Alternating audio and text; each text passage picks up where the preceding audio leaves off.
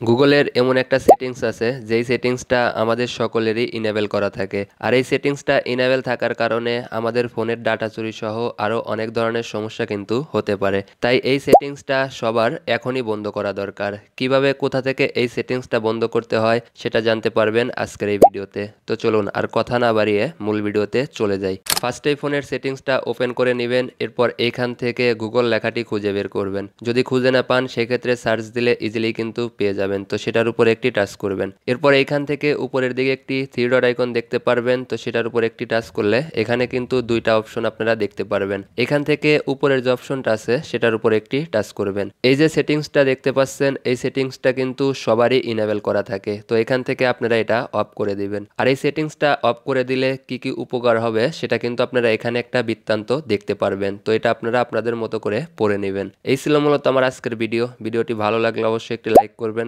দেখা হবে পরবর্তী কোনো ভিডিওতে। সবাই ভালো থাকবেন, সুস্থ থাকবেন। আল্লাহ হাফেজ।